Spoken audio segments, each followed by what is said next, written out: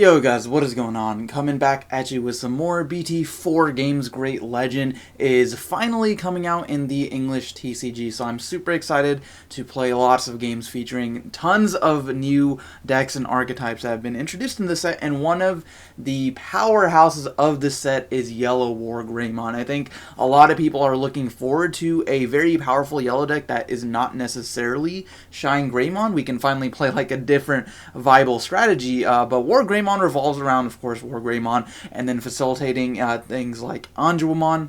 You can unload your hand by letting you play level 3 or lower Digimon, or I think it is not lower, just yellow 3 level yellow Digimon from your hand, and then pair that with the fact that WarGreymon can attack twice, reduce something by 6,000, and then you've got other, playmakers like Bushi Agumon, who has Rush whenever he's played. He can attack that same turn, so it's just a recipe for a very powerful deck, and a very aggressive deck at that. And speaking of aggressive decks, I'm playing against Ancient Red Hybrid, whatever you want to call this deck, focusing on the Ancient Greymon strategy. You'll see there he played the Flamemon, and Flamemon is a generic searcher. He's a rookie who lets you reveal the top it's top 3, and you get to add a hybrid as well as a red tamer to your hand, so it helps you set up for your Agunimon plays and your Aldemon, your Ancient Greymon, of course, who's a really cool boss monster, but he does take like a little bit of setup. We also see the Rise Greymon there. That is the new red Rise Greymon coming out of BT4, and he's really nice because he essentially does a similar thing to the yellow Rise Greymon, except one, he's red,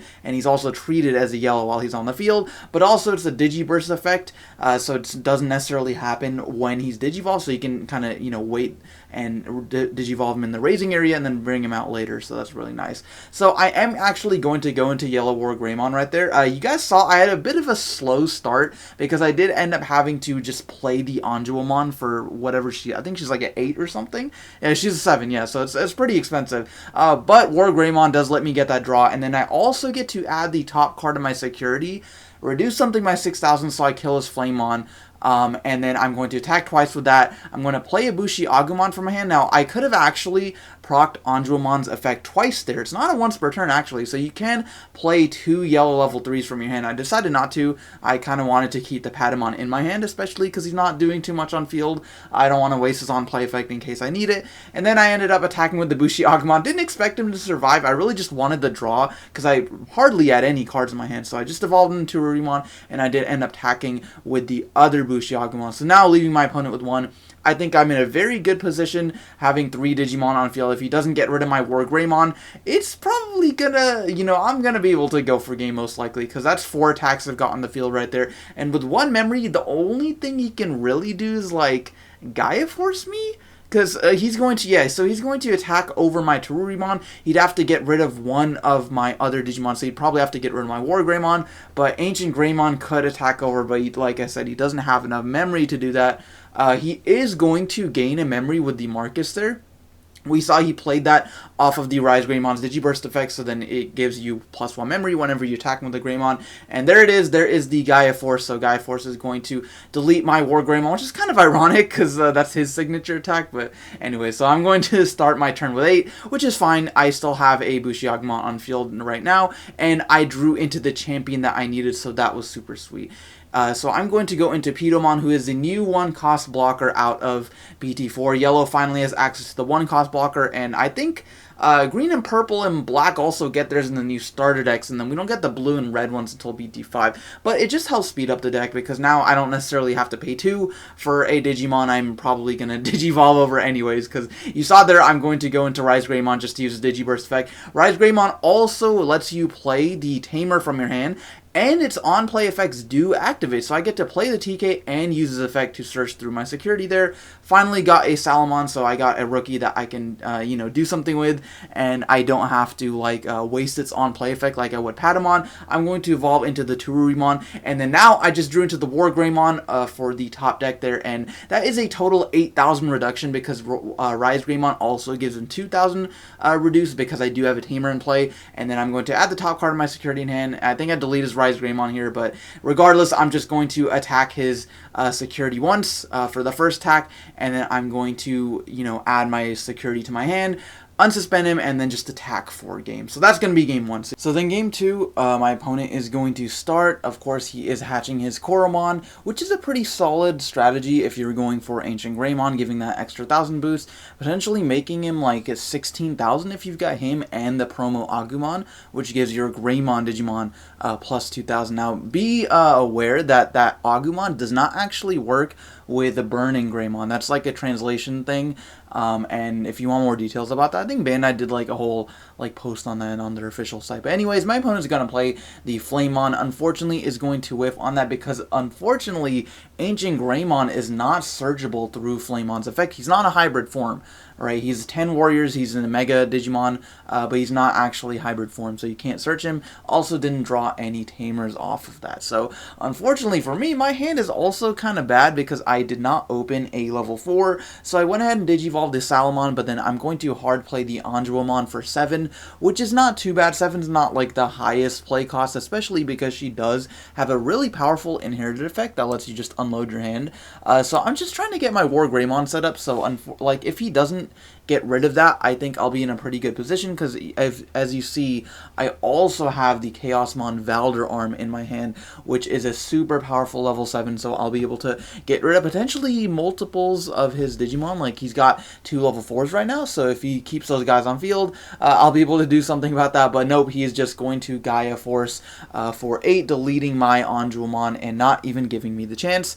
So I'm going to draw and I'm going to bring out my Salamon. I figure Gaia Force is like the only real main source of removal that a lot of red decks are playing in this format, so I'm not really worried about my Salamon dying, especially since I've got another rookie in hand. But like, look at my hand, dude, it's so bad. And Rise Greymon playing for 8 feels bad, especially because he has that Digiburst effect, and then yeah, of course you're not going to get it if you just play him, so that's pretty bad. But I do manage to get the WarGreymon set up, getting me another draw, and hopefully I'll be able to use him next turn, attack twice, reduce something by 6,000, and then adding my top security card to my hand, so then hopefully maybe that'll be something that can help me out. He's just going to Digivolve on up into that starter deck Greymon, which is actually a really powerful card, especially with Ancient Greymon, because not only does Greymon give it security attack +1, but then because its name is Greymon, it gives another boost to Ancient Greymon, so that's actually like a 2-in-1 combo. But he's going to, again, Gaia Force me, Gaia Force my WarGreymon, a little bit ironic again, but I'm going to start my turn with 7, Digivolving my Salamon. I'm also playing the Recovery Salamon, the one where when it's deleted you get 2 recovery +1 if you have 3 or fewer security cards, because you are going through your security pretty fast with stuff like WarGreymon with Blinding Ray, so it just helps with the recovery, especially because you can get it out pretty easily with the Anjuamon. So again, I'm going to set up with my WarGreymon. Finally drew into the Pedomon there, but I don't really need it now. So unless my opponent has another Terra Force with 3 memory, I don't think there's too much he can do. He's going to play the starter deck Agumon for 3, and we may see like an Ancient Greymon attack here with the promo Agunimon, since my opponent does have that on the field. But we are just actually going to see another promo Agunimon Digivolve, so that you know, that gives him the opportunity to potentially go into Ancient Greymon the following turn.